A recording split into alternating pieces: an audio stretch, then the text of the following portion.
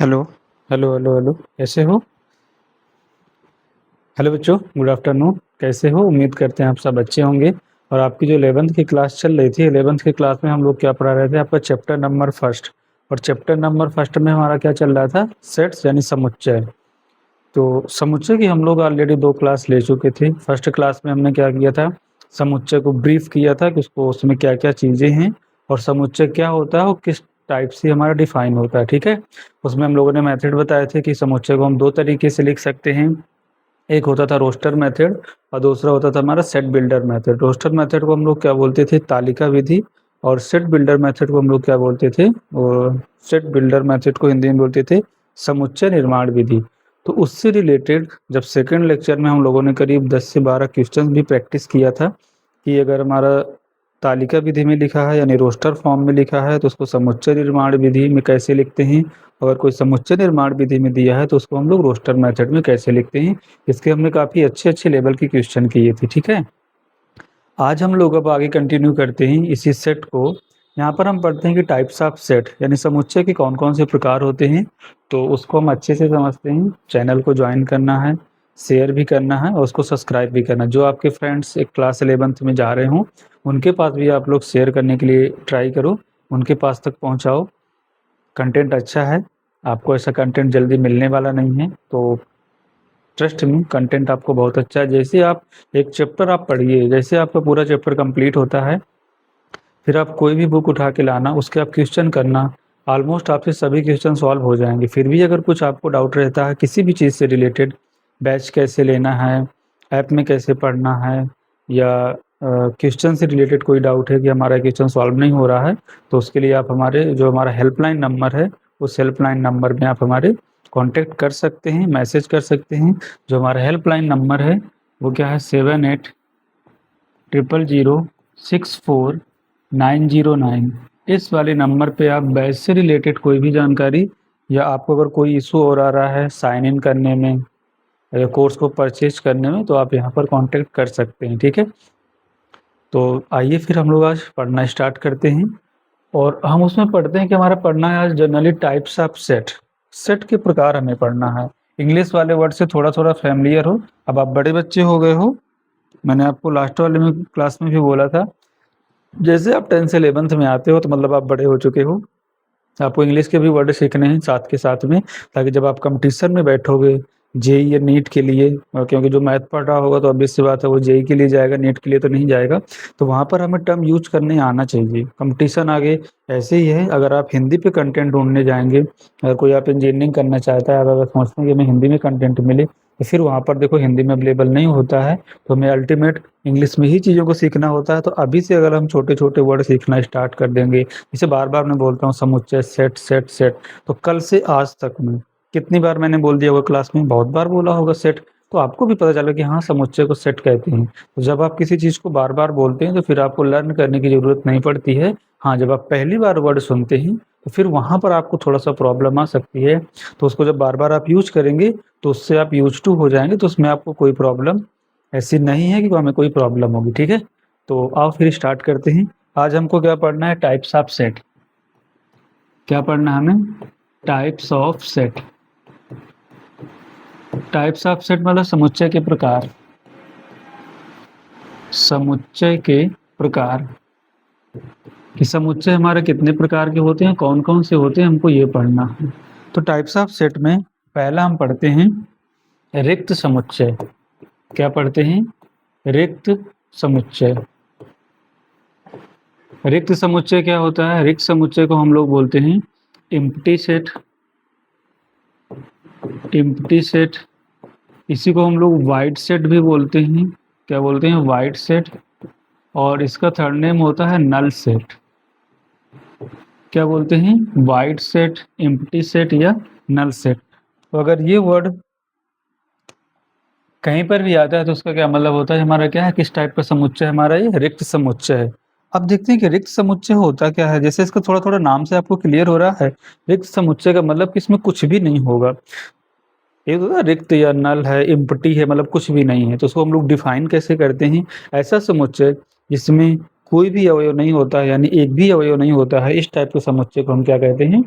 रिक्त समुच्चय कहते हैं। The set which has no any the set which has no any element is known as the empty set, यानी कोई भी अगर एलिमेंट उस सेट में नहीं है तो उस सेट को हम क्या बोलते हैं? रिक्त समुच्चय बोलते हैं।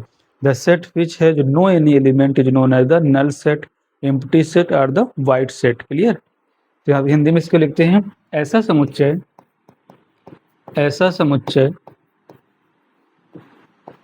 समुच्चय जिसमें कोई अवयव नहीं होता है, जिसमें कोई अवयव, यानी अवयव को क्या बोलते थे? एलिमेंट। कोई भी अवयव नहीं होता है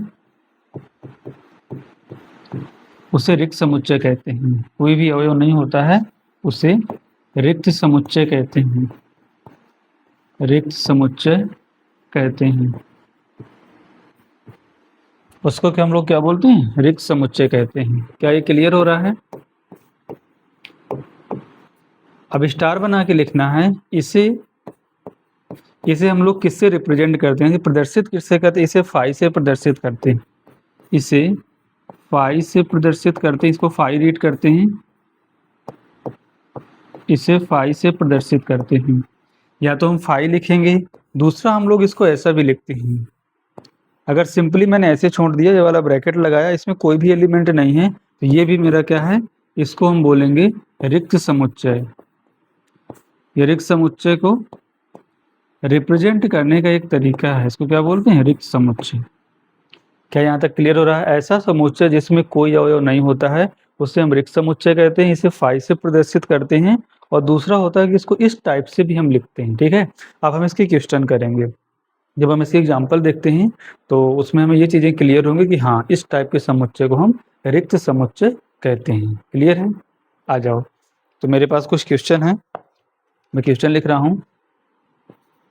एग्जाम्पल जैसे यहाँ पर लिखा है कि 4 से बड़ी एवं 2 से छोटी 4 से बड़ी एवं 2 से छोटी संख्याओं का समुच्चय। 4 से बड़ी एवं 2 से छोटी संख्याओं का समुच्चय।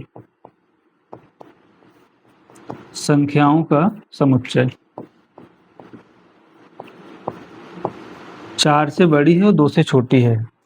तो एक बात बताना, 4 से बड़ी 2 से छोटी ऐसी कौन सी संख्या है कि जो 4 से बड़ी हो लेकिन 2 से छोटी हो? ऐसा हो सकता है क्या? अगर कोई संख्या 4 से बड़ी है तो फिर वो 2 से भी बड़ी होगी, तो 2 से तो छोटी हो नहीं सकती है।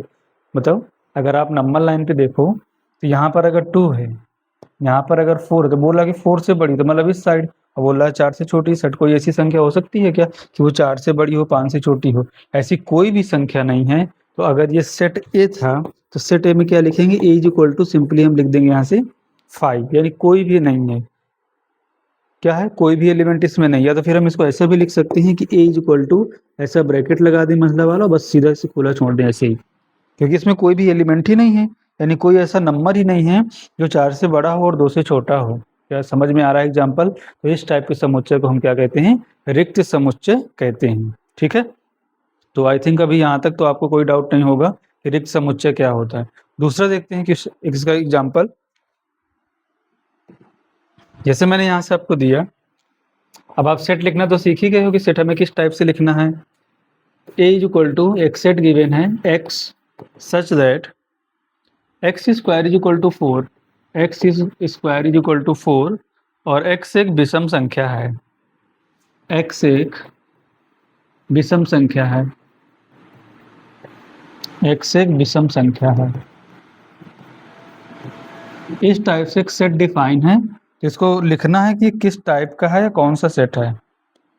तो देखो ये किस मेथड में लिखा है, यानी किस तरीके से लिखा है? सेट बिल्डर फॉर्म में लिखा है या रोस्टर मेथड में लिखा है, यानी समुच्चय निर्माण विधि में लिखा है, या रोस्टर मेथड यानी तालिका मेथड में लिखा है? किस में लिखा है?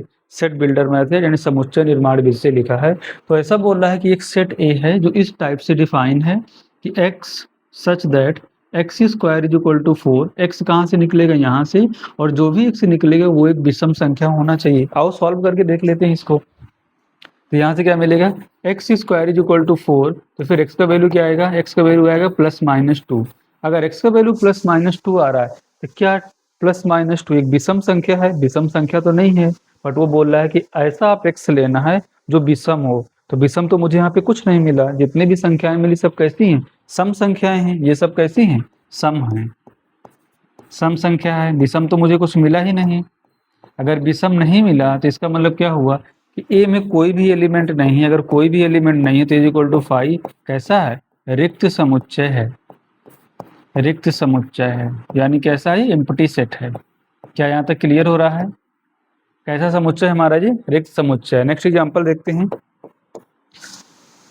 दूसरा एग्जांपल है मेरे पास यहाँ पर, set A is equal to x such that, इसीलिए मैंने अच्छे से लिखना सिखाया था कि सेट को लिखते कैसे हैं, पढ़ते कैसे हैं। X such that x square plus one is equal to zero, और एक्स एक वास्तविक संख्या है। यहाँ से दिया है कि एक्स एक वास्तविक संख्या है, एक्स एक वास्तविक संख्या यानी रियल नंबर है। क्या लिखा है कि a is equal to x such that x square plus one is equal to zero और x is a real number, यानी x कैसा है, एक वास्तविक संख्या। आपको ये बताना है कि x square plus one is equal to zero और x एक वास्तविक संख्या है। ठीक है, सॉल्व करते हैं, आ जाओ। तो एक बात बताना, x square plus one is equal to zero, कोई ऐसी वास्तविक संख्या है क्या जहां पर आप x की जगह उसकी वैल्यू पुट करो और स्क्वायर प्लस वन करने पे जीरो आ जाए? किसी भी नंबर का अगर आप स्क्वायर करते हो, सपोज नेगेटिव नंबर का आप स्क्वायर करते हो, वो भी पॉजिटिव बन जाएगा। इससे माइनस वन का स्क्वायर क्या बनेगा, वन, माइनस टू का स्क्वायर क्या बनेगा, फोर बनेगा। तो यहाँ पर भी प्लस है, यहाँ पर भी प्लस है, दो नंबर को जोड़ने पे और दोनों पॉजिटिव नंबर हैं, कभी जीरो आएगा क्या, कभी भी जीरो नहीं आएगा। आप अगर एक्स का वैल्यू जीरो भी पुट कर दोगे यहाँ पर तो जीरो प्लस वन तो वन ही आएगा। तो क्या रियल नंबर पुट करने पे कभी जीरो बनेगा क्या, नहीं बनेगा। हाँ, इमेजिनरी नंबर को जब हम पुट करेंगे तो जीरो बन जाएगा। और इमेजिनरी नंबर जब हम कॉम्प्लेक्स नंबर आपका चैप्टर पढ़ रहे होंगे अभी 11th क्लास में ही, हम उसको वहां पर डिस्कस करेंगे। तो यहाँ पर तो अभी इतना तो आपको समझ में आ रहा होगा कि कोई भी रियल नंबर ऐसा नहीं है इसकी हम यहाँ पर वैल्यू पुट कर दें एक्स की जगह और X square plus one is equal to zero आ जाए। क्यों, देखो कैसे नहीं आएगा। अगर मैंने यहाँ से सिंप्लीफाई किया x square equal to minus one, तो किसी नंबर का स्क्वायर ऑलवेज तो पॉजिटिव रहेगा, तो लेफ्ट साइड कैसा है, पॉजिटिव, और राइट साइड कैसा है, नेगेटिव। तो कोई भी पॉजिटिव नंबर कोई नेगेटिव नंबर के कभी भी इक्वल हो सकता है क्या, नहीं हो सकता है। मतलब एक्स की ऐसी कोई रियल वैल्यू है ही नहीं जिसके लिए x square plus one is equal to zero आए। तो फिर कौन से एलिमेंट आए, क्या ए में कोई एलिमेंट आया, कोई नहीं आया, एक्स की वैल्यू ही नहीं आई। तो फिर एक ऐसा बनेगा, ए भी एक एम्प्टी सेट है। तो ए को हम ऐसा लिख सकते हैं फाई है यानी एम्प्टी सेट है, या तो फिर ऐसा भी लिख सकते हैं कि ए इज इक्वल टू, ये मंडला वाला ब्रैकेट इसको हम कर्ली ब्रैकेट बोलते हैं, ये सब क्या है, एम्प्टी सेट है यानी रिक्त समुच्चय है। क्या यहाँ तक समझ में आ रहा है? तो मैंने डेफिनेशन में क्या बोला था कि ऐसा समुच्चय जिसमें अवयवों की संख्या जीरो होती है उसको हम रिक्त समुच्चय कहते हैं। इसे फाई से प्रदर्शित करते हैं, और फाई से प्रदर्शित करते हैं या तो फिर ऐसे ब्रैकेट लगा के छोड़ देते हैं, इसको भी हम क्या कहते हैं, रिक्त समुच्चय कहते हैं। आई होप यहाँ तक आपको समझ में आया होगा। और क्वेश्चन इससे करते हैं, जितना मैथमेटिक्स में आप लोग क्वेश्चन सॉल्व करोगे उतनी ही आपकी प्रैक्टिस होगी और उतना ही आपको समझ में आएगा। और एक क्वेश्चन सॉल्व कर लेते हैं। जैसे मैंने यहाँ पर ये बोला कि a is equal to x such that x एक पूर्णांक है, x एक पूर्णांक है यानी इंटीजर है,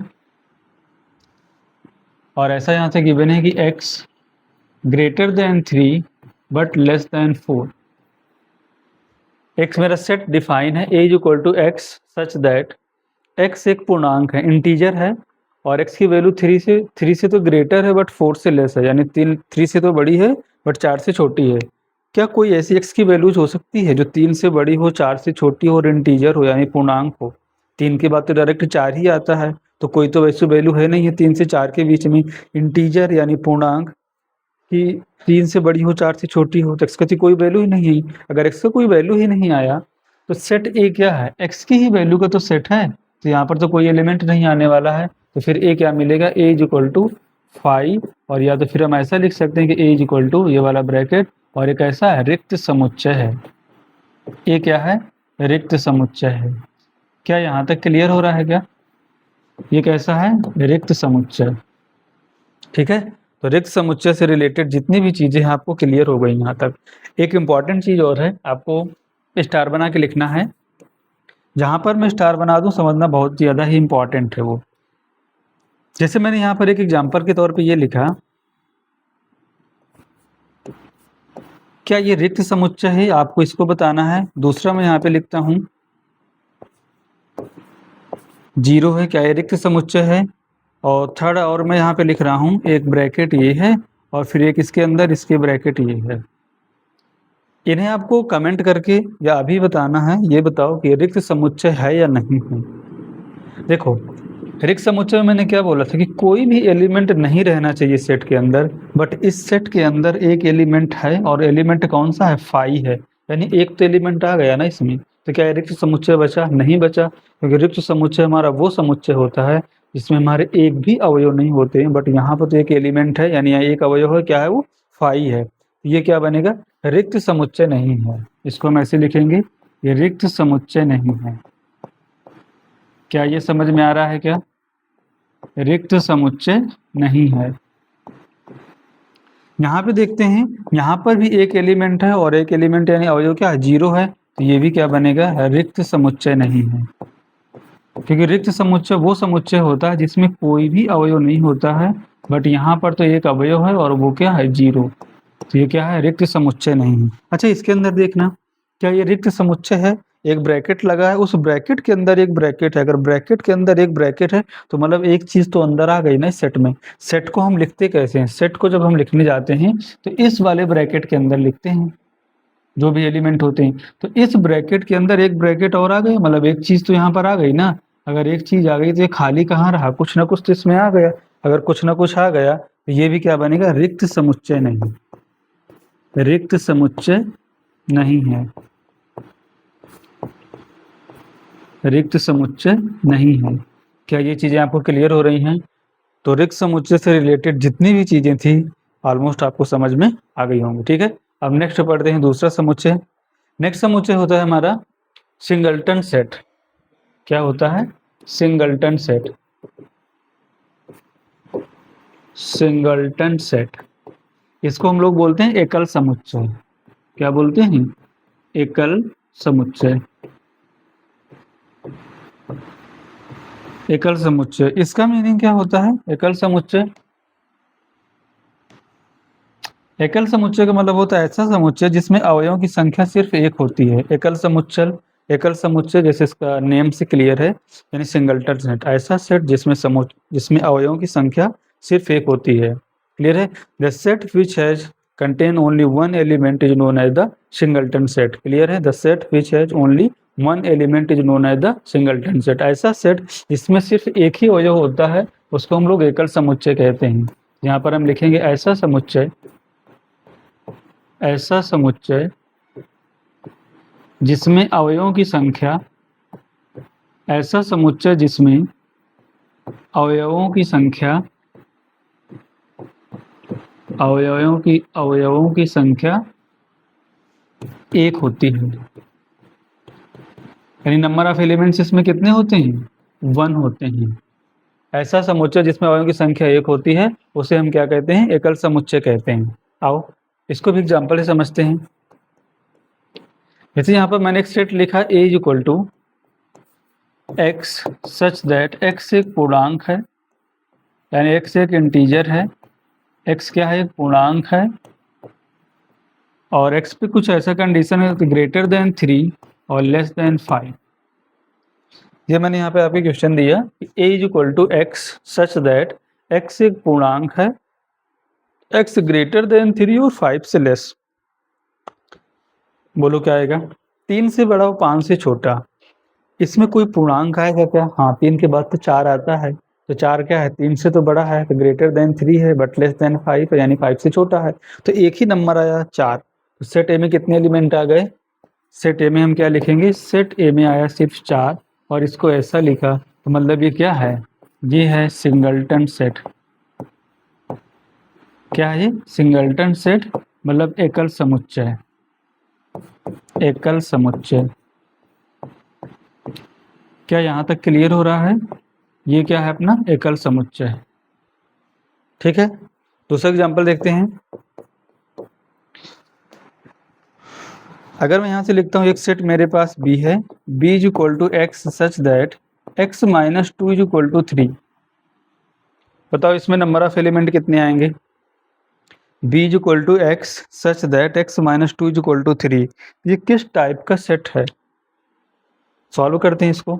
x minus two is equal to अगर 3 है तो क्या मिलेगा? x minus two is equal to 3। तो यहाँ से फिर x की कितनी वैल्यू आएगी? 3 plus two that is the x is equal to 5। तो x की तो देखो एक ही वैल्यू आ रही है ना, और वो क्या आ रही है? 5 आ रही है। तो अगर x की एक ही वैल्यू आ रही है और वो 5 आ रही है तो फिर b में कितने एलिमेंट हैं? सिर्फ एक ही एलिमेंट है। तो सेट b में कौन सा एलिमेंट मिलेगा?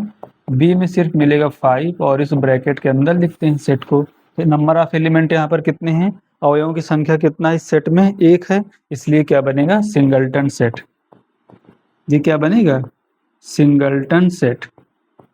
क्या यहाँ तक चीजें क्लियर हो रही हैं? सिंगलटन सेट मतलब एकल समुच्चय।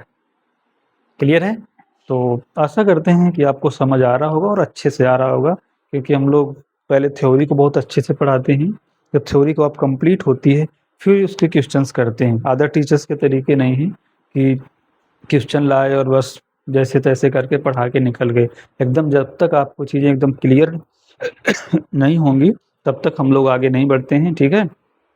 अगर आप में से कोई बच्चा जेई की भी तैयारी करना चाहता है तो उसके लिए भी हमारा चैनल है। एक्चुअली हम तो जेई के लिए ही पढ़ाते हैं, मैंने 4 साल पढ़ाया जेई के लिए, अभी भी हम जेई आईआईटी जेई के लिए पढ़ाते हैं। बट हमारा यूपी बोर्ड का जो स्टूडेंट है वो इतना वीक है, हमको लगा कि ये जेई में आ क्यों नहीं रहा है, इसलिए हमें इस फील्ड में आना पड़ा 9th 10th और 11th और 12th में, ताकि यहाँ से अगर आपका फाउंडेशन स्ट्रॉन्ग बनेगा तब तो आप लोग आगे जा पाओगे। आप लोग कंपटीशन में बैठ ही नहीं पाते हो। दूसरा डर आपका ये रहता है कि हम लोग हिंदी मीडियम के बच्चे हैं, आप यही सोचते हो हिंदी मीडियम के बच्चे तो हमको इंग्लिश कैसे आएगी, वहाँ तो सब इंग्लिश में आता है। तो ये बताओ, मैं 3 दिन से आपको पढ़ा रहा हूँ इस लेक्चर में, क्या आपको कहीं ये समझ में आया कि हम इंग्लिश को सीख नहीं सकते हैं? आप भी सीख सकते हैं इंग्लिश को। हाँ, वर्ड यूज करने आना चाहिए ना। हम जब बार बार उसको बोलेंगे, एकल समुच्चय को मैंने देखो यहाँ कितनी बार बोल दिया, सिंगलटन सेट बहुत बार बोला, यहाँ पे बोला, यहाँ पे बोला, यहाँ पे बोला, हर बार मैं यूज कर रहा हूँ उस वर्ड को।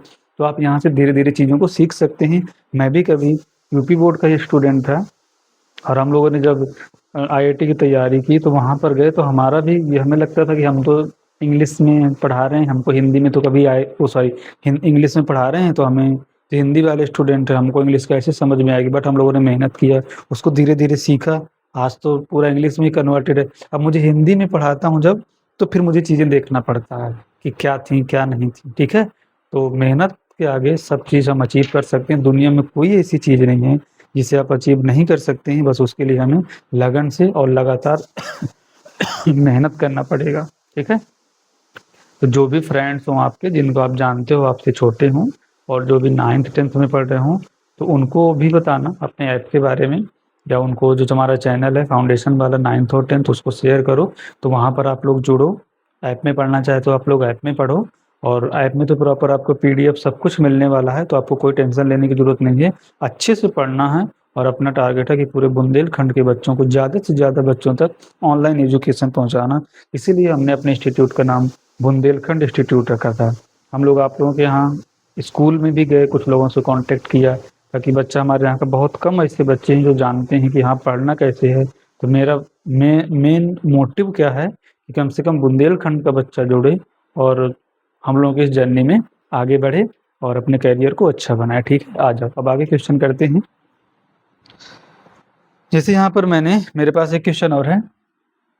जितना ज़्यादा हम लोग एग्जाम्पल करेंगे उतनी ही ज़्यादा हमारी चीज़ें क्लियर होंगी। यहाँ पर एक सेट गिवन है a is equal to x such that x square minus 6x plus 9 is equal to 0। अब तो आपको लिखने में कोई प्रॉब्लम नहीं है। दो ही मेथड होता है सेट को लिखने का, एक सेट बिल्डर मेथड होता है, एक रोस्टर मेथड होता है। रोस्टर मेथड को हम टेबुलर मेथड भी बोलते हैं, इसको तालिका विधि भी बोलते हैं, और एक को बोलते हैं सेट बिल्डर मेथड, जिसको हम बोलते हैं समुच्चय निर्माण विधि। तो किस विधि में लिखा है? लॉजिक दिया गया है कि ऐसा है, तो मतलब किस में है? समुच्चय निर्माण विधि में है। इसको हमें बताना है कि किस टाइप का समुच्चय है, यानी रिक्त समुच्चय है या एकल समुच्चय। सॉल्व करते हैं। X square minus 6x plus 9 is equal to 0। Simplify करना। ये लिखा क्या है एक्चुअली में? ये एक्चुअली में लिखा है कि x माइनस 3 का होल स्क्वायर। क्या ये लिखा है क्या? देखना, x square minus 6x plus 9 is equal to 0। अगर x माइनस 3 का होल स्क्वायर ओपन करोगे तो क्या मिलेगा, ए स्क्वायर यानी x square plus b square minus 2ab 6x is equal to 0। तो देखो यही तो लिखा है, बोलो यही तो लिखा है। तो फिर यहाँ से हमें क्या मिलने वाला है, यहाँ से सिर्फ हम x की एक ही वैल्यू मिलेगी और x इज इक्वल टू क्या मिलेगा, 3। अगर x इज इक्वल टू 3 मिला तो x की कितनी वैल्यू आई, एक ही वैल्यू आई। तो इस सेट A में कितने एलिमेंट आएंगे, a इज इक्वल टू एक ही आएगा और वो आएगा 3। सेट में कभी हम एलिमेंट को रिपीट करके नहीं लिखते हैं। अगर 3 3 2 टाइम्स आ रहा है तो सेट में एक ही बार एक एलिमेंट को लिखते हैं, बार बार उसको नहीं लिखते हैं। तो ये किस टाइप का सेट बना, ये भी एकल समुच्चय बना यानी सिंगल्टन सेट बना। ये भी मेरा क्या बना, सिंगल्टन सेट। Singleton set. क्या यहाँ तक चीजें क्लियर हो रही हैं, यानी इसी को हम क्या बोलते हैं, एकल समुच्चय। आई होप आपको ये समझ में आ रहा होगा, एकल समुच्चय। नेक्स्ट देखते हैं, फिर मेरा थर्ड आता है, एकल समुच्चय हो गया और रिक्त समुच्चय हो गया। फिर आता है इक्वल सेट। क्या आता है, इक्वल सेट। इक्वल सेट के बाद और कौन सा, नहीं इक्वल से पहले एक चीज और पढ़ते हैं, परिमित समुच्चय। क्या, परिमित समुच्चय, इसको बोलते हैं फाइनाइट सेट। क्या बोलते हैं इसको, फाइनाइट सेट, परिमित समुच्चय। अच्छा, परिमित समुच्चय क्या होता है, जहां पर फिक्स कोई चीज यानी अवयवों की संख्या क्या हो, निश्चित हो। अवयवों की संख्या क्या हो, निश्चित हो। तो देखो यहाँ पर ऐसा समुच्चय, ऐसा समुच्चय, ऐसा समुच्चय जिसमें अवयवों की संख्या, ऐसा समुच्चय जिसमें अवयवों की संख्या, अवयवों की संख्या निश्चित हो। ऐसा समुच्चय जिसमें अवयवों की संख्या निश्चित हो, उसको हम क्या कहते हैं, परिमित समुच्चय या फाइनाइट समुच्चय। The set which has contain fix number of element, तो उसको हम क्या बोलते हैं, परिमित समुच्चय। ऐसा समुच्चय जिसमें अवयवों की संख्या क्या होती है, निश्चित होती है, और उसको हम क्या कर सकते हैं, काउंट कर सकते हैं कि इतना हो रहा है। जैसे मैंने बोला कि सम संख्याओं का समुच्चय, तो क्या सम संख्याओं का समुच्चय परिमित है क्या, सम संख्याएं तो बहुत सारी होती हैं, इनफाइनाइट होती हैं, ये तो परिमित नहीं हुआ। परिमित ऐसा कि वो फिक्स हो, जैसे मैंने बोला कि प्रथम 10 संख्याएं, प्रथम 10 सम संख्याएं। जब मैंने प्रथम 10 बोला तो फिक्स कर दिया ना कि हाँ 10 तक ही मुझे जाना है, ये परिमित है यानी फिक्स है। इसमें हम काउंट कर सकते हैं कि इसमें नंबर ऑफ एलिमेंट के कितने हैं, इसको हम क्या बोलते हैं, परिमित समुच्चय बोलते हैं। ठीक है, इससे कुछ एग्जाम्पल हैं। जैसे यहाँ से मैंने आपको एग्जांपल दिया कि set A is equal to, एक सेट है X such that x square is equal to 16। तो इसमें नंबर ऑफ एलिमेंट कितने आएंगे, हमें ये पहले चेक करके बताओ कि सेट A पहले बनेगा क्या, पहले सेट A को बना के दो। जैसे ही सेट A आपको पता चल जाएगा तो फिर हम इसका नेम दे देंगे तुरंत, हमारा क्या आएगा, तो क्या मिलना चाहिए, x square is equal to 16। Solve करोगे तो x इज इक्वल टू कितना आएगा, प्लस माइनस 4। तो x की कितनी वैल्यूज आई, दो वैल्यूज आई, कौन कौन सी, +4 और -4। तो सेट ए में कौन कौन से एलिमेंट आने वाला है, एक आएगा -4 और दूसरा आएगा 4। क्या सेट में अवयव हैं जो, यानी समुच्चय में जो अवयव हैं, एलिमेंट्स हैं, तो क्या फिक्स हैं, परिमित हैं, सीमित हैं, हाँ सीमित हैं, कितने हैं, 2 हैं, इनको हम काउंट कर सकते हैं। ये मेरा कैसा बनेगा, परिमित समुच्चय बनेगा, परिमित समुच्चय बनेगा। क्या यहाँ तक क्लियर हो रहा है। मैंने एक चीज आपको और सिखाया था कि सेट में एलिमेंट जो होते हैं उनको लिखते कैसे हैं, कितने एलिमेंट हैं, इसको बोलते हैं n ऑफ a, यानी कार्डिनल नंबर ऑफ a कितना है, यहाँ पे 2 है। इसका मतलब मैंने सिखाया था आपको फर्स्ट वाले लेक्चर या सेकंड वाले लेक्चर में, हाँ फर्स्ट में सिखाया था, सेकंड में नहीं। n ऑफ a का मतलब होता है कि सेट a में 2 अवयव हैं, यानी 2 एलिमेंट्स हैं, कौन कौन से, एक -4 है, एक 4 है। यहाँ से हम ऐसा भी लिख सकते हैं जहाँ पर n ऑफ a कितना है, 2 है, और वो फिक्स है कि 2 एलिमेंट हैं। क्लियर। और एग्जांपल करते हैं और चीजें समझ में आएंगी। दूसरा एग्जांपल करते हैं। मैंने देखो टाइप इसलिए नहीं कराया है क्वेश्चंस को कि टाइप कराने में आपको एक बार में सीधा क्वेश्चन दिखता है। जब हम लोग कुछ पढ़ाते हैं, जब मैं सिर्फ बोर्ड में यहाँ पर लिख रहा हूँ तो उस टाइम आप समझने में भी टाइम दे पाते हो, इसलिए थोड़ा सा मैं कम प्रेफर करता हूँ कि स्लाइड बनाऊँ, इसलिए मैंने क्वेश्चन को लिख रहा हूँ और टाइप नहीं कराया है। अगर टाइप करा लेते तो आपको क्वेश्चन वहाँ पे दिखता, बट यहाँ पर जब हम लिखते हैं तो चीज़ें शायद थोड़ा सा ज़्यादा आपको बेटर समझ आती है, मुझे ऐसा लगता है। फिर भी अगर आपको ऐसा लगता है कि हमको पीपीटी वाला चाहिए तो आप बता देना, तो फिर मैं पीपीटी में क्वेश्चन को हम लोग टाइप करा लेंगे, उस टाइप से भी कोई दिक्कत नहीं होगी, वहाँ पर भी हम अच्छे से पढ़ा देंगे, ठीक है। फिर से यहाँ पर मेरे पास एक क्वेश्चन गिवन है कि a is equal to x such that x greater than or equal to 1 less than or equal to 100 और x एक धन पूर्णांक है, x एक धन पूर्णांक है। इसमें हमें बताना है कि ये किस टाइप का सेट है। सॉल्व करते हैं। एक सेट मेरे पास ए है जो x से बना है और x कैसा है 1 से 100 के बीच में है और x एक धन पूर्णांक यानी इंटीजर है, तो 1 से 100 के बीच में जो भी इंटीजर आएंगे तो यही तो आएंगे ना, 1 2 3 4 5 6 7 8 9 10, कहाँ तक जाएंगे 100 तक जाएंगे। तो क्या हम इन चीज़ों को काउंटिंग कर सकते हैं? फिक्स है, परिमित है, सीमित है, ऐसा तो है ना, ऐसा तो नहीं कि हम इनको गिन नहीं सकते हैं कि नंबर ऑफ एलिमेंट्स कितने हैं। तो फिर इस टाइप का अगर सेट बन रहा है तो फिर वो क्या बन रहा होगा, हमारा फाइनाइट सेट बन रहा होगा। यानी ए में हमारे कौन कौन से एलिमेंट आने वाले हैं, 1 भी आएगा क्योंकि इक्वल का साइन है, 2 भी आएगा, 3 भी आएगा, 4 आएगा, कहाँ तक आएगा, लास्ट में 100 आएगा। तो क्या हम इनको काउंट कर सकते हैं? काउंट कर सकते हैं। एक ये फिक्स है तो फिर मेरा ए किस टाइप का सेट है, फाइनाइट सेट है। कैसा है ये, फाइनाइट सेट है। क्या यहाँ तक क्लियर हो रहा है क्या, ये कैसा है हमारा फाइनाइट सेट है, क्लियर, ठीक है। आ जाओ, दूसरा आता है इनफाइनाइट सेट यानी अपरिमित समुच्चय। इसका नेम क्या होता है, इनफाइनाइट सेट, इनफाइनाइट सेट, और इसी को हम बोलते हैं अपरिमित समुच्चय, अपरिमित समुच्चय। बहुत अच्छे से पढ़ लेना और पूरी सेट थ्योरी में आपको काम आएगा जब आप 12th क्लास में जाओगे, जब आप वहाँ पे रिलेशन वाला चैप्टर पढ़ रहे होगे तो वहाँ पर भी आपको बहुत काम आने वाला है, ठीक है। इनफाइनाइट सेट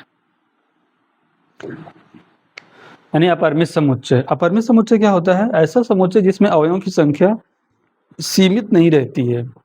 यहाँ पर मतलब वहाँ पर आप काउंटिंग नहीं कर सकते हैं, कहाँ तक होता है वो, इनफाइनाइट तक होता है, उनको हम क्या बोलते हैं, अपरिमित समुच्चय बोलते हैं। तो ऐसा समुच्चय, ऐसा समुच्चय, ऐसा समुच्चय जिसमें अवयवों की संख्या, जिसमें अवयवों की संख्या, ऐसा समुच्चय जिसमें अवयवों की संख्या सीमित नहीं होती है, सीमित नहीं होती है। हम मतलब क्या बोलते हैं, इनफाइनाइट सेट क्या होता है, the set which has contain infinite number of elements is known as the infinite set. जिसमें नंबर ऑफ एलिमेंट इनफाइनाइट होते हैं यानी फिक्स नहीं होते हैं, असीमित होते हैं, सीमित नहीं होते हैं, उसको हम क्या बोलते हैं, इनफाइनाइट सेट या अपरिमित समुच्चय बोलते हैं। कुछ एग्जांपल्स करते हैं, उसको आपको समझ में आएगा।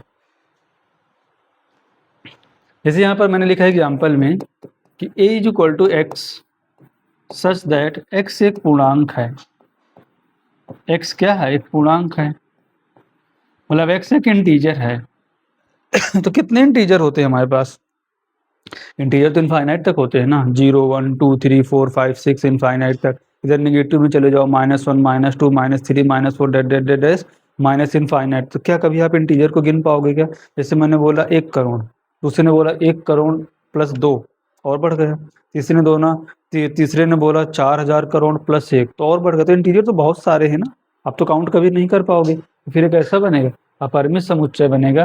तो फिर एक ऐसा है, ये मेरा है अपरिमित समुच्चय। क्या ये क्लियर हो रहा है, अपरिमित समुच्चय। तो आप लोग ये तो बता पाओगे ना कि कौन समुच्चय किस टाइप का है। जितना मैंने यहाँ तक अभी तक सिखाया आपको, आई थिंक वहाँ तक आपको एक क्लियर हो गया होगा, ठीक है। दूसरा एग्जाम्पल लिखते हैं। जैसे यहाँ से मैंने बोला कि a is equal to x such that x greater than or equal to 1 less than or equal to 100 और x एक वास्तविक संख्या है। x क्या है, एक वास्तविक संख्या है। अच्छा, अगर वास्तविक संख्या है यानी रियल नंबर है, तो रियल नंबर कौन से नंबर होते हैं? वो नंबर जिन्हें हम नंबर लाइन पे लिख सकते हैं, यानी संख्या रेखा पर लिख सकते हैं। तो रियल नंबर 1 से 100 तक कितने होंगे? बहुत सारे होंगे। जैसे मैंने बोला 1, आप बोलोगे 1.1, दूसरा बोला 1.001, तो इनको हम काउंट नहीं कर सकते। ये भी कितने होते हैं? इनफाइनाइट ही होते हैं। तो यहाँ पर भी ये क्या बनेगा? अपरिमित समुच्चय बनेगा। तो ये भी क्या बनेगा? अपरिमित समुच्चय। क्या ये क्लियर हो रहा है? ये भी कैसा है? अपरिमित समुच्चय है। हाँ, आपको एक डाउट आ रहा होगा कि सर आपने यहाँ पर ये क्वेश्चन कराया और इसके पहले भी तो ऐसा ही कुछ कराया था। ये एक धन पूर्णांक है, तो यहाँ पर x क्या था? एक धन पूर्णांक था, बट यहाँ पर क्या है? x एक वास्तविक संख्या है। धन पूर्णांक तो फिक्स है। अगर धन पूर्णांक की बात कर रहा है तो पॉजिटिव नंबर 1 से 100 तक के बीच में आएगा। इंटीजर पूर्णांक, अपूर्णांक तो ऐसा होता है कि 1 के बाद 2 आता है, सीधा 2 के बाद सीधा 3 आता है। बट वास्तविक संख्याओं में क्या आएगा कि 1 के बाद आएगा 1.1 या 1.0000001। ऐसे बहुत सारे नंबर्स होंगे ना, तो वो फिक्स नहीं है। ये क्या बनता है? अपरिमित समुच्चय बनता है। क्या यहाँ तक क्लियर है? तो हम लोगों ने कौन कौन से समुच्चय पढ़ा? 4 समुच्चय पढ़ लिया। रिक्त समुच्चय पहले हमने पढ़ा, क्या? रिक्त समुच्चय पढ़ा, फिर इसके कुछ एग्जाम्पल किया। फिर इसके बाद हम लोगों ने पढ़ा सिंगलटन सेट यानी एकल समुच्चय। फिर इसके बाद हमने पढ़ा फाइनाइट सेट यानी परिमित समुच्चय, और परिमित समुच्चय के बाद फिर हमने पढ़ा इनफाइनाइट सेट यानी अपरिमित समुच्चय। ठीक है, और आगे पढ़ते हैं। अब इसके बाद हमारा आता है इक्विवेलेंट सेट। इक्विवेलेंट सेट यानी इसको क्या बोलते हैं? समतुल्य समुच्चय। हिंदी में इसको क्या बोलते हैं? समतुल्य समुच्चय, इक्विवेलेंट सेट। और इसी को हम लोग बोलते हैं समतुल्य समुच्चय। समतुल्य समुच्चय। अच्छा, ये क्या होता है इक्विवेलेंट सेट या समतुल्य समुच्चय? आपको डेफिनेशन पढ़ना है और डेली के डेली चैप्टर को प्रिपेयर करके रखना है। ऐसा नहीं कि आज का लेक्चर कल पढ़ रहे हो या कल का लेक्चर परसों पढ़ रहे हो। ठीक है, डेली का डेली पढ़ना है ताकि आपके ऊपर बर्डन नहीं आएगा ज़्यादा। इक्विवेलेंट सेट या समतुल्य समुच्चय, जैसे मेरे पास एक सेट है, माना एक सेट यानी समुच्चय ए है और दूसरा बी है, और दूसरा मेरे पास क्या है? बी है। एक सेट ए है, दूसरा सेट बी है। क्लियर है? तो सेट ए के अवयवों की संख्या को हम क्या लिखते थे? एन ऑफ ए। और यहाँ पे सेट बी के अवयवों की संख्या क्या लिखते थे? N of B. अगर सेट ए के अवयवों की संख्या सेट बी के अवयवों की संख्या के बराबर हो जाए तो इस टाइप के सेट को या इस टाइप के समुच्चय को हम कहते हैं समतुल्य समुच्चय। ठीक है, तो हम यहाँ पर क्या लिखेंगे कि यदि सेट ए में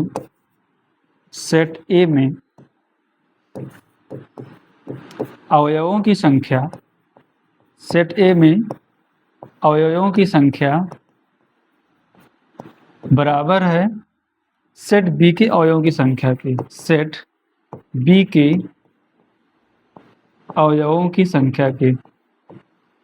अगर सेट ए में जितने अवयव हैं, अगर उतने ही सेट बी में अवयव हैं, तो अगर इस टाइप का मुझे कोई सेट मिलता है तो उस टाइप के हम किस सेट को क्या बोलते हैं? इक्विवेलेंट सेट, या तो उसको समतुल्य समुच्चय बोलते हैं। क्या यहाँ तक क्लियर हो रहा है ना? आई थिंक क्लियर हो रहा होगा।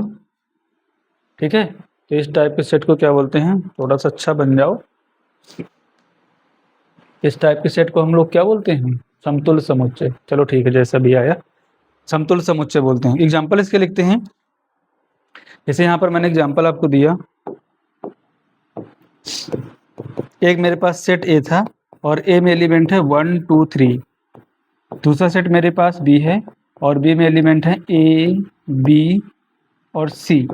अच्छा, एक बात बताना, जितने सेट ए में कितने एलिमेंट हैं यानी कितने अवयव हैं? 1 2 3, 3 है। सेट बी में भी कितने हैं? 3 है। तो जितना सेट बी में एलिमेंट है उतने ही सेट ए में एलिमेंट है। मतलब ऐसा मैं लिख सकता हूँ कि n of A, set A के एलिमेंट इक्वल है सेट बी के एलिमेंट की। नंबर इक्वल होना चाहिए कि इतनी संख्या है। ये नहीं होना चाहिए कि जो सेट ए में है वही सेट बी में होना चाहिए ना। ये बात बहुत अच्छे से आप समझ लेना। हमको ये नहीं करना है कि जितने जो इसमें है वो इसमें है, ऐसा नहीं। हमें सिर्फ संख्या गिनना है। यहाँ पर 3 है अवयव यानी एलिमेंट, और यहाँ पर भी 3 एलिमेंट हैं, दोनों पे इक्वल हैं, बस ठीक है। N of A equal to n of B है, तो हम क्या बोलेंगे इसके अलावा? तो ए एंड बी यानी ए और बी समतुल्य समुच्चय हैं, समतुल्य समुच्चय हैं। क्या ये चीजें क्लियर हो रही हैं कि अगर ए के अवयव बी के अवयव इक्वल हैं तो इस टाइप के सेट को हम क्या बोलते हैं, इक्विवेलेंट सेट या समतुल्य समुच्चय। इसमें कोई ज्यादा एग्जांपल कराने की जरूरत नहीं है, सिर्फ संख्या ही तो गिनना था। ठीक है, आ जाओ आगे। फिर आगे हम पढ़ते हैं इसमें इक्वल सेट। इक्वल सेट इसको बोलते हैं हम समान समुच्चय। समान समुच्चय, समान समुच्चय क्या होता है? समान समुच्चय होता है कि ऐसे दो सेट जिसमें सब कुछ इक्वल हो। इक्वल का मतलब क्या होता है? सब कुछ समान हो, जितने अवयव हैं वो भी इक्वल हो, मतलब जितने अवयव ए में है उतने बी में होना चाहिए और वो इक्वल होना चाहिए। मतलब कैसे, देखो, अगर मेरे पास एक सेट ए है और ए में मैंने एलिमेंट लिया 1 2 3, ठीक है, दूसरा मैंने सेट लिया बी और सेट बी में मेरे पास जो एलिमेंट्स यानी अवयव हैं वो भी हैं 1 3 2, तो क्या सेट ए के एलिमेंट से कि बी सेट बी के सेट एलिमेंट की इक्वल है क्या? सेट ए के एलिमेंट सेट बी के एलिमेंट के इक्वल है क्या? हाँ, इक्वल है। यहाँ पर भी 1 2 3 आ रहा है और यहाँ पर 1 3 2 आ रहा है, लेकिन आपको ये भी पता होगा कि सेट में चाहे पहले हम 1 लिखें, चाहे पहले 2 लिखें, चाहे पहले 3 लिखें, इस बात का कोई फर्क नहीं पड़ता है कि हमने पहले लिखा किसको है। तो जो जो एलिमेंट यहाँ पर हैं वही सेम एलिमेंट सेट ए में भी हैं। तो फिर हमको इसको क्या बोलेंगे कि ए, तो ए और बी समान समुच्चय हैं, समान समुच्चय हैं। क्या ये आपको यहाँ से समझ में आ रहा है? ठीक है, और एक एग्जांपल करते हैं। अगर मैंने एक यहाँ पे सेट आपको ए दिया और ए में एलिमेंट में लिखना ई आई ओ 1 2, सेट ए में मेरे पास ये एलिमेंट हैं। सेट बी दिया, सेट बी में मेरे पास एलिमेंट हैं 0 2 1 ई आई, ठीक है। सॉरी। तो यहाँ पर सेट ए में कौन कौन से एलिमेंट हैं? ई आई ओ 1 2, यहाँ पर क्या है? ओ 2 1 ई आई। तो क्या ए और बी समान समुच्चय है या नहीं है? आप ये चेक करके बताओ कि समान समुच्चय है या नहीं है। देखो, जो जो सेट ए में एलिमेंट हैं सेम एलिमेंट बी में भी हैं, बस उनका लिखने का ऑर्डर चेंज हो गया, यानी क्रम चेंज हो गया। तो क्रम का तो कोई फर्क नहीं पड़ता है। यहाँ पर ई है तो यहाँ पर भी ई है, यहाँ पर आई है तो यहाँ पर आई है, यहाँ पर ओ है तो यहाँ पर भी ओ है, यहाँ पर 1 है तो यहाँ पर भी 1 है, यहाँ पर 2 है तो यहाँ पर भी 2 है। सब में दोनों में इक्वल ही तो है, यानी जो इसमें थे वो इसमें हैं। तो फिर यहाँ पर क्या बोलेंगे कि ए और बी कैसे इक्वल सेट यानी समान समुच्चय हैं। ये कैसे हैं? समान समुच्चय हैं। क्या यहाँ तक में समझ में आ रहा है? ठीक है। एक बात आपको ऑब्जर्व करना चाहिए, इसको स्टार बना के लिखना। मैं अगर ऐसा बोल दूं कि जितने मेरे इक्वल सेट हैं यानी जितने भी समान समुच्चय हैं, क्या वो समतुल्य समुच्चय होंगे? समतुल्य समुच्चय क्या होता था? समतुल्य समुच्चय मतलब वो समुच्चय होते थे जिसमें अवयवों की संख्या इक्वल होना चाहिए। जितने उसमें अवयव उसमें इतने, तो उसमें अगर ए वाले सेट में जितने अवयव हैं सेट बी वाले में भी उतने ही अवयव होना चाहिए। उसको हम लोग क्या बोलते थे? समतुल्य समुच्चय। समान समुच्चय में क्या होता है कि सेट ए के जो अवयव हैं सेट जो बी के अवयव हैं ये इक्वल होना चाहिए, यानी जो जो इसमें है वही वही सेम इसमें होना चाहिए। तो अगर सपोज सेट ए में 5 अवयव हैं तो सेट बी में भी तो अगर इक्वल होना है तो वही 5 के 5 पूरे आ रहे होंगे। तो फिर ये तो ऑब्वियस सी बात हो गई ना, समान समुच्चय होगा कि एवरी, हम ऐसा बोल सकते हैं कि every equal set is a equivalent set, यानी प्रत्येक समान समुच्चय एक समतुल्य समुच्चय होता है। बट लेकिन समतुल्य समुच्चय यानी सभी समतुल्य समुच्चय समान समुच्चय नहीं होते। देखो कैसे, जैसे यहाँ पर आप देख लो, हम लोग जब समतुल्य की बात कर रहे थे तो ये दोनों समतुल्य हैं क्या? ये दोनों इक्वल सेट हैं क्या? यानी समान समुच्चय हैं क्या? समान समुच्चय नहीं है, क्योंकि यहाँ पर एलिमेंट 1 2 3, यहाँ पर एलिमेंट ए बी सी, दोनों के एलिमेंट अलग अलग हैं। संख्या तो इक्वल है यानी समान है, बट एलिमेंट अलग अलग है। इसलिए इक्वल सेट नहीं हुआ। और यहाँ पर देखो सेट ए के एलिमेंट है 1 2 3, जो यहाँ पर एलिमेंट है वही यहाँ पर एलिमेंट है, तो दोनों तो इक्वल हैं। तो अगर मैं इसको आपको ये बोल देता क्या ये समतुल्य समुच्चय है, हाँ समतुल्य समुच्चय है। क्यों है? क्योंकि जितने एलिमेंट यहाँ पर हैं, नंबर ऑफ एलिमेंट यहाँ पे 3 है, यहाँ पर भी 3 है, तो ये समतुल्य समुच्चय भी है। क्या ये समान समुच्चय है? हाँ समान समुच्चय भी है, क्योंकि जो जो एलिमेंट यहाँ पर है वही वही एलिमेंट यहाँ पर है। तो हम लोग ऐसा लिख सकते हैं कि प्रत्येक समान समुच्चय, प्रत्येक समान समुच्चय एक समतुल्य समुच्चय होता है।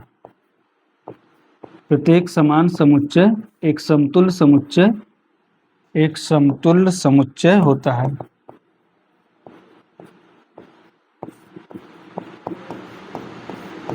समतुल्य समुच्चय होता है। बट अपने आप से ये कभी मत कह देना कि प्रत्येक समतुल्य समुच्चय समान समुच्चय होता है। ऐसा नहीं होता, हो भी सकता है नहीं भी हो सकता है। तो यहाँ पर हम लोग ऐसा बोलते हैं कि every equal set is equivalent set but converse is not true. यानी जितने भी हमारे इक्वल सेट होते हैं यानी समान समुच्चय होते हैं, एक समतुल्य समुच्चय होते हैं, बट इनका उल्टा अगर बोलें तो वो सही नहीं होता। तो क्या आपको ये चीज़ें यहाँ तक समझ में आ रही हैं?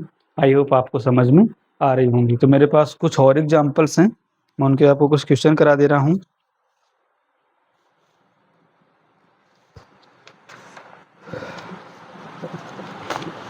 जैसे मैंने यहाँ पर लिखा नेक्स्ट,